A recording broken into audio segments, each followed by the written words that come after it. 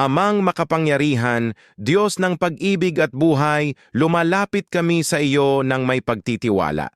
Ang lahat ng papuri at luwalhati ay sa iyo, dahil ikaw ang pinagmumula ng lahat ng mabuti at perpektong kaloob. Panginoong Diyos, amang mapagmahal at makapangyarihan sa lahat, sa pagtatapos ng araw at paglapit ng gabi, lumalapit kami sa iyo ng may punong-pusong pasasalamat. Ang lahat ng papuri at luwalhati ay sa iyo lamang dahil ikaw ang tapat na nag-iingat at nagbibigay ng lahat ng mabuti. Maraming salamat po sa araw na lumipas, sa hininga, sa lakas, sa pagkain, sa tahanan at sa pagmamahal ng pamilya. Salamat sa pag-iwas mo sa amin sa kapahamakan at sa mga biyayang natanggap namin, nakikita man o hindi. Salamat din po dahil hindi mo kami pinababayaan sa oras ng pangangailangan.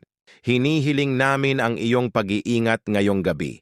Ikaw na po ang maging pader at kalasag namin habang kami ay nagpapahinga. Iadya mo po kami at ang aming buong pamilya sa anumang masama, sakit, panganib at masamang impluensya. Hayaan mong ang iyong mga banal na anghel ay magbantay sa aming paligid at bigyan kami ng payapa at mahimbing na tulog. Ipinagkakatiwala rin namin sa iyo ang aming kagalingan. Bilang dakilang manggagamot, idinadala namin sa iyo ang anumang kirot, panghihina o karamdaman, lalo na ang pananakit at pamamanhid ng aming mga talampakan. Hawakan mo po ito ng iyong nakapagpapagaling na kamay. Ibalik ang lakas ng aming mga ugat at alisin ang anumang sakit upang magising kaming malakas at masigla bukas. Pagpalain mo po kami, Panginoon. Palaguin mo ang aming pananampalataya, pag-ibig at pagkakaisa.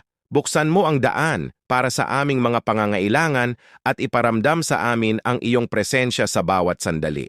Ang lahat ng ito ay aming idinadalangin at iniaalay sa makapangyarihang pangalan ni Hesukristo, aming tagapagligtas. Amen.